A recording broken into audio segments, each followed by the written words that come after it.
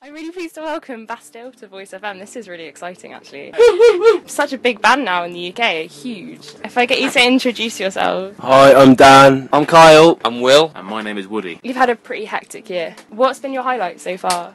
Hey Chrissy. That right there. Woody's girlfriend emerging from a bed in the tour bus. That's been my highlight. I think I could probably speak for all of us in saying that our gig at Glastonbury was like just so surpassed our expectations in terms of how many people came and you know how nice the crowd were and all that kind of stuff. And you know it's really cheesy and obvious, but I think playing at Glastonbury is just can be such a sort of big important moment for a lot of bands. I think it's the one thing that, regardless of genre, anyone who's in a band or makes music, that's one of the things that you aim for. It's like one of those kind of universal goals. So I think to have done it was like, for anyone, it was like a big deal. We didn't think we'd even get booked for it, so the fact that we did was wicked. Yeah, I've heard that before. You're massive fans of Glasgow anyway, aren't you? And you bought tickets previous to getting booked, which is quite cool, actually. Your album obviously went in at #1, which was amazing. That was ridiculous. Yes. I mean, we still don't really believe it. It's just kind of a fact we've been told. But yeah, it's incredible. But it's kind of like one of those things when you're like starting out in bands the first time, like joking, like, oh yeah, one day we're like #1. It's like off the cuff sort of joke, but it's kind of happened, which is really strange. Totally weird. I think also what's really strange is a lot of people were like, oh god, just, you know, obviously for us it's really weird, but a lot of people kind of saying like, oh, it's so quick, it's not happened so quick. It's true, I guess. Like, because we were sort of, I think, a little bit defensive at the beginning, just because it's the only experience that we've had. But then, I guess thinking about it, loads and loads and loads of bands that we admire and obviously perceive as like so much bigger and better than us, you know, have never got a #1 album. So it's just, I don't know, it's a not that doesn't mean anything other than the fact that it's just really weird. I always think it's like just a nice thing that when we're old we can tell. So it's something lasts forever. Something to tell the grandkids. Obscure old men, and you can tell them like, I want something #1 album. It's nice, little tangible. Nice. Also, like meeting people who, for obvious reasons, have, you know, maybe not that into music or have never heard of us or whatever, they'll be like, it's quite interesting way if they're like, so, you know, is it going well, like what's going on, like, and that's quite a nice way of being able to gauge that it's kind of going okay. Yeah. And then you say it, and they're like, oh. Yeah, no, but we're massively humbled by the fact that it happened. A weird thing to be able to say. A weird one for the CV. Obviously, Laura Palmer is the new single, which is heavily influenced by David Lynch. I'm a massive fan of David Lynch, so that's how I discovered you guys, actually. Really? Through Laura Palmer and being a massive fan of Twin Peaks. No way. Which was the coolest thing ever, actually. That's wicked. I wish everyone discovered us. Yeah, no, because you very much get it the other way around, and like introducing David Lynch through having known Bastille, and then people are just sort of like, what's going on? I don't understand it. But it's nice to hear it that way. Yeah, I did film studies at A-level, and David Lynch was one of the core parts of our course at Media and Film, and I'm a massive Twin Peaks nerd, so it was so nice to find a band. Not to put you on the spot. I liked the way her dad was portrayed. I loved that because I Don't didn't. say anything. Yeah, So you haven't seen have it. to watch Twin Peaks. We're out of time. Literally have had no time to watch it. I'm not even exaggerating. I don't think my brain will understand it, to be honest, because I don't know. There's no cartoon characters whatsoever, and it wasn't made by Disney, so there's nothing for me to grasp onto. Despicable Me 2. Why were you so heavily influenced by David Lynch? I don't know. I saw his films when I was young, and they were the weirdest, most brilliant, engaging things, and I love them. And I like how you have to think a bit when you're watching them, and it's quite weird and sexy and odd and strange, and I like it.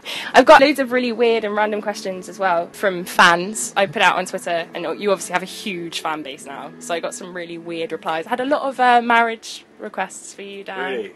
Yeah. That is quite strange.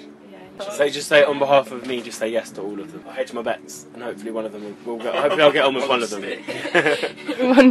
One of the questions was, how do you get your hair so big? I guess there's quite a lot of it, and I rub it a bit, and I started to look after it a bit more. I used to just literally put a bit of wax in it and rub it with a towel until it looked like that. But then it started dreadlocking itself, and I had a haircut, and the person who cut my hair was like, "This is really gross." So I had to, now I look after it a bit more.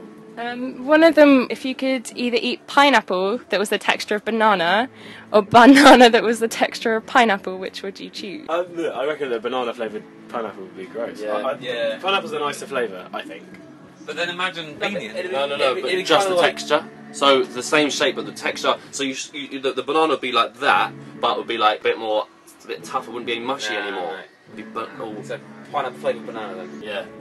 Obviously, birthdays as well. now we know what day Woody's is, so everyone can send you birthday cards. Everyone knows when Dan's is because it was Bastille Day, hence the Bastille band name. When are your two? Mine's the 22nd of September. You're going to get lots of chocolates and birthday cards now. I hope so. I'm going to buy you those chocolate and birthday cards. That's right. We're in America for mine, so I want to find, this is a genuine thing, on my birthday, KFC in America, because I've never done it, and apparently it's amazing, and I'm going to eat a whole family feast to myself. Happy birthday, buddy. Joke on that. Just age you by 3 years in one day. That's literally my greatest... Happy birthday, it's going to be your last. Mine is on the 5th of February. That's the same day as my birthday. Really? Yeah, really. Nice. Yeah, 5th February.